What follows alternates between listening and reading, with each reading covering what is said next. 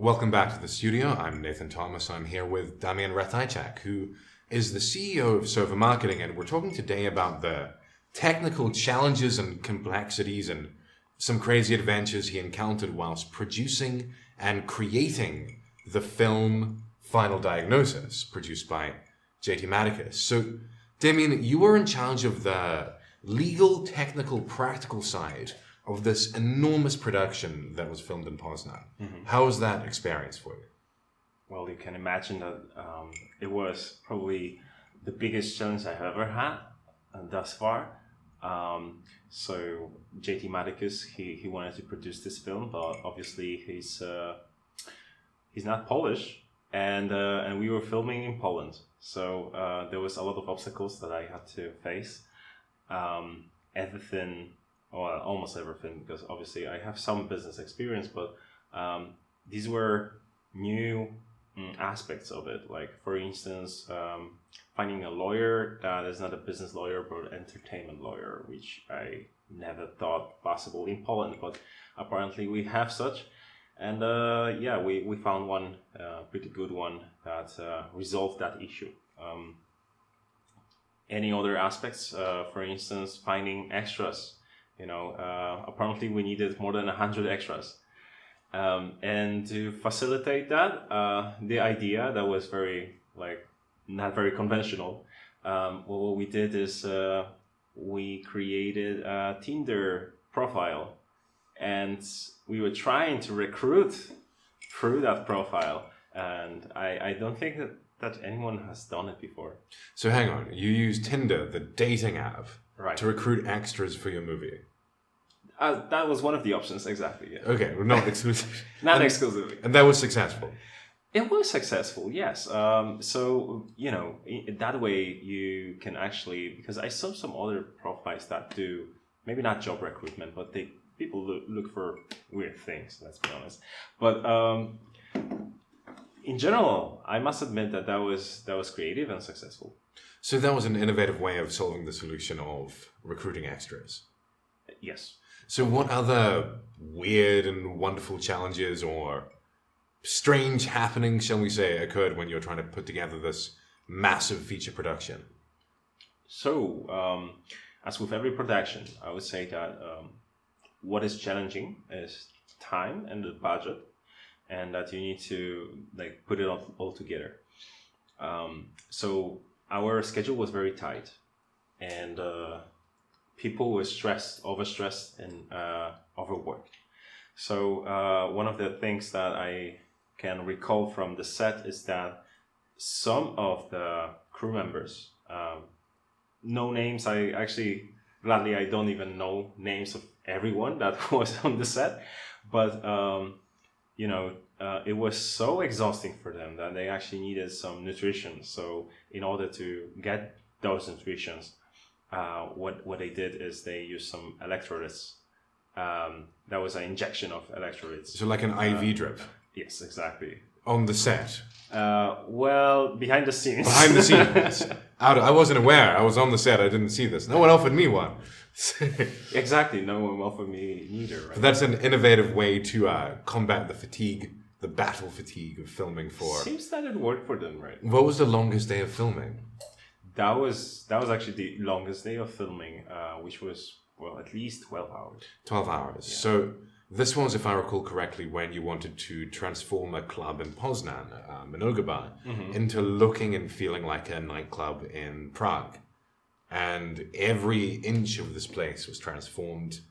A music video was filmed there. Various scenes were filmed.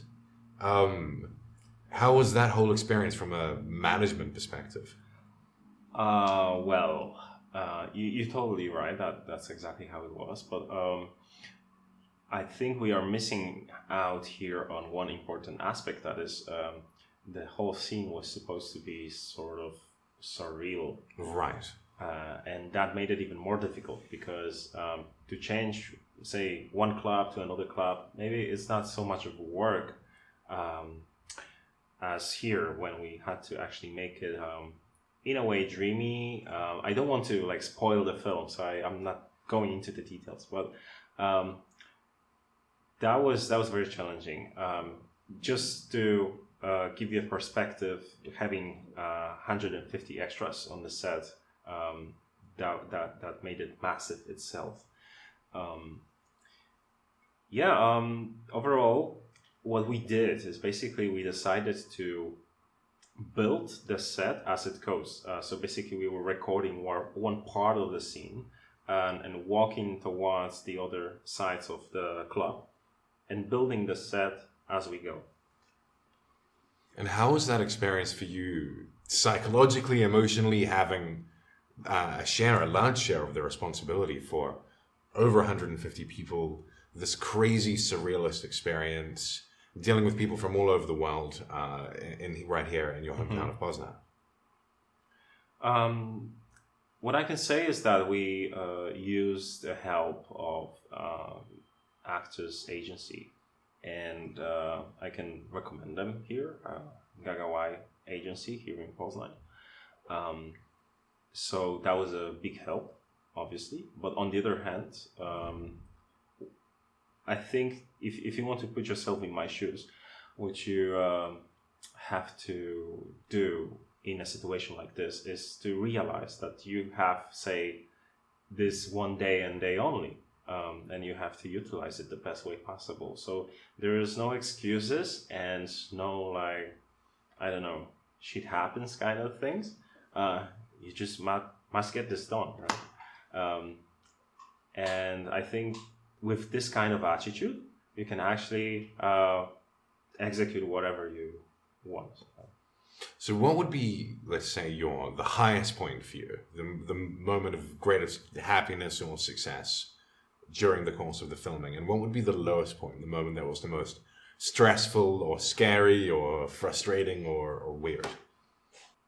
To be honest, even after those years already, because it's been years, like you said, the best moment was probably that club day when we had to work in the club. There was so much going on, and so many different scenes in just one place that it's been an amazing day that I will probably never forget. And also so many people and equipment, so many things was going on at the same time, which if you would like to, we can of course elaborate on it a bit later. Well, people will have to see the movie. It really is. It's quite something. I do recommend. And I think on the other side of things, I think it was so we were really struggling to get one scene right in the basement scene. It just wasn't fitting the standards we were aiming for. And to get this done right, as far as I remember, we needed 1 day extra for shooting. So that was very frustrating. But on the other hand, I think you have to realize that it's not only 1 day extra, but your team, your actors, everyone is getting exhausted, right? So from my perspective as a team manager and a producer there, co-producer there, I was actually a bit threatened, right? And scared. If tempers get frayed, people get stressed, people have been working too hard, not sleeping enough, there's a lot of pressure, doesn't always bring out the best in people. The greatest summarize I could imagine. So that's it. We nailed it, but the stress was there. Obviously, but the results speak for themselves. In the end, everybody parted as friends. It's after the battle was over, there were a lot of good vibes. People were really thrilled to be a part of this. So, having been involved in a production of this scale and this complexity, would you take on another such project again? And if so, what would change? What would change? Well, first of all, yes, I would. And I'm planning to. This is, I think, our common dream in the team of shareholders of SOVA. So that we want to produce more films like that. What I would change though, I think better planning. So I'm at least from this team where there's never enough planning, right? So I know some people are like, you plan too much, you should execute this faster. But I would rather say that yes, more planning, more budgeting. That would be probably the only change. The other aspects are just an adventure. Plus, it's a creative business. So, for instance, with budgeting, it's tough because creativity and budget don't align very well together. And you square peg in a round hole. That's as right. We say. Yeah. And then you have a lot of artists on the set, and especially if you have a situation like we had when there's a director and a producer and they both have different visions, things get again rough at times, right? So how do you handle that when you have two very creative, maybe perhaps a little bit stubborn people who both have very strong visions, and obviously only one of them can get their way, and you're in the middle of the two of them, and you're still alive? In the middle, yes, but also sort of observing the situation from a distance, right, which is my approach. And so having some distance. Yes, having a distance and coming to a place as a mediator. So that will be my role. Playing the role of peacemaker, mediator. That's right. Okay. So you're going to take it on again if such an opportunity arises, and I'm sure it will. Yeah, we have some projects on the table that we consider. So I think sooner or later you're going to find out that... You're going to whip out the Tinder profile again and start recruiting extras. I would love to. Cheers to that. I look forward to being there. Thank you. Cheers. For anyone who wants to learn more about the film and to be among the first to view it when it is released, please visit nosecondchances.com. That's number two, ndchances.com, and you'll find out more about the cast and crew and everything there. Damian, I heard you actually had an opportunity to be not just the man organizing everything behind the scenes, but actually in front of the camera yourself in a supporting role. You turned that down because you were busy with your responsibilities, but something made you regret that decision. Do you want to tell us a little bit about that? Yeah, well, if we go there... So I didn't have enough time to read through the whole scenario, and that was probably my mistake. And after some time, I found out that there was this scene I was supposed to play, but we used a different actor,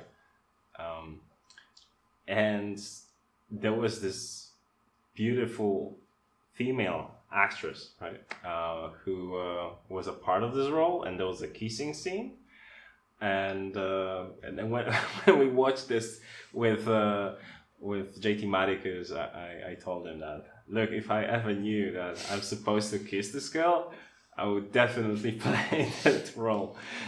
So that's the story. Missed opportunities. I know. Next time. Hopefully.